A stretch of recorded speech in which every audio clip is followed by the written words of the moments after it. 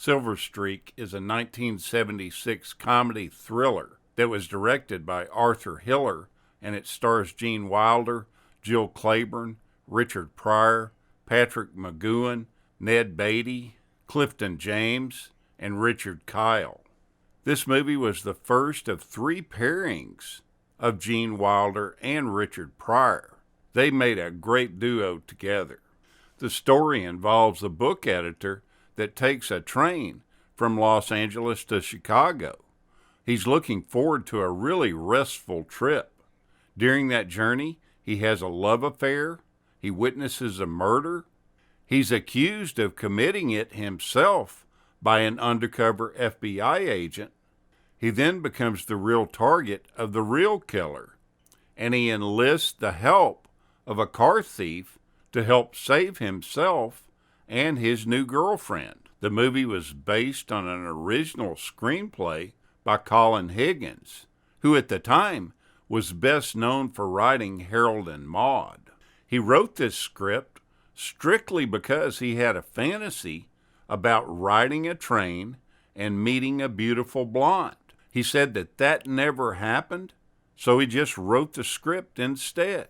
It was originally meant to be filmed in the U.S., but the National Rail Passenger Corporation, Amtrak, was fearful of adverse publicity and refused to cooperate with the production company.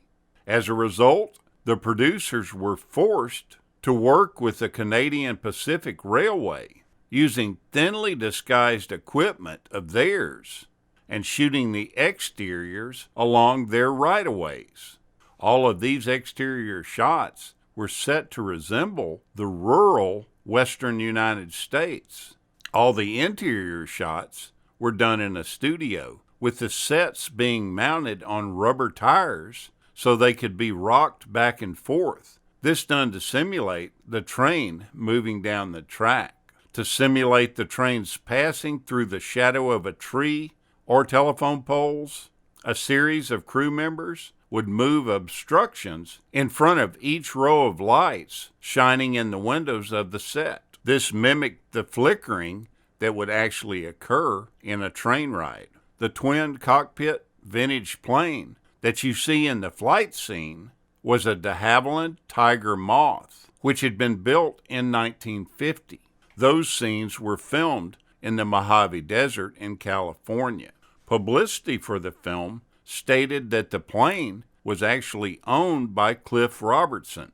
They took the plane and painted it with water-soluble silver paint to camouflage its original colors, which were white with orange on a strip down the sides. This plane was substantially damaged in a forced landing near Fontana, California, in June of 2012. There's some great little tidbits that you find throughout the film, and one of them that stands out is the protagonist's first name is George, and the leading lady's last name is Burns. This is all a clear reference to the comedian George Burns. Also, when Jerry Jarvis goes looking for his boss, he stops a janitor and says, "Jack, have you seen Benny?" This is an obvious reference to Jack Benny.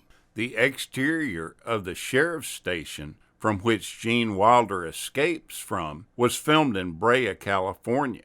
The small clapboard building actually was being used at the time as the city's Chamber of Commerce office. Wilder, Clifton James, who played the sheriff, and Gordon Hurst, the deputy, were the only actors at that location during filming. The subsequent scene in the patrol car was done in the studio. The climactic train crash at the end of the film was shot in an airplane hangar with a replica locomotive and replica train station that were built especially for the film. That crash was filmed using 9 cameras and only amounted to just 14 seconds of screen time.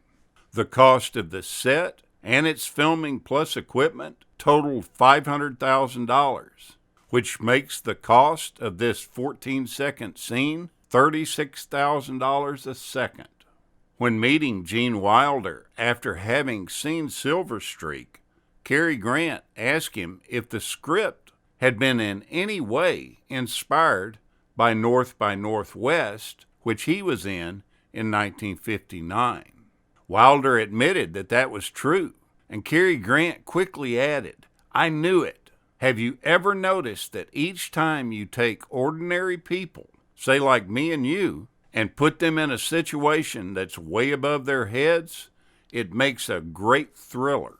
Robert Vaughn received the script in the mail and just loved it. He wanted to play Roger Devereaux, but when he contacted the studio to discuss it, he discovered that Patrick McGoohan had already accepted the part. He contacted the director then and discovered that they had sent him the script by complete mistake.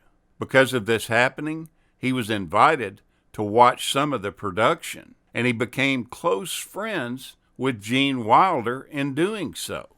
Gene Wilder and Richard Pryor almost acted together in Blazing Saddles. Pryor was originally supposed to star, but the studio objected to it, insisting on a more genteel Cleavon Little, and Wilder replaced Gig Young after filming had already started.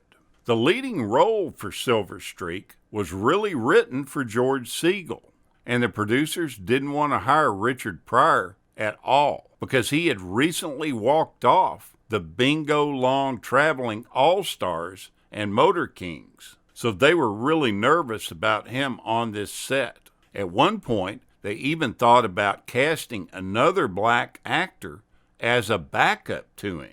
But the funny thing about it, Richard Pryor was completely professional during this entire shoot. On Richard Pryor's character, Grover's purple satin jacket is a patch of the U.S. Army's 82nd Airborne Division. On the back, below the dragon, it reads, "When I die, I'll go to heaven because I've spent my time in hell." This line was very popular with Vietnam veterans. The movie is one of 5 that Gene Wilder played a man who's wrongly accused of committing a crime. This is a common theme in a lot of his films. The others were The Frisco Kid, Stir Crazy, Hanky Panky, and See No Evil, Hear No Evil. Gene Wilder really loved this part because he was able to do scenes that were fitting of Errol Flynn in action and Cary Grant being a romantic. Richard Kyle plays the henchman named Reese, who has metal teeth. He also played another henchman named Jaws with metal teeth in The Spy Who Loved Me and in Moonraker.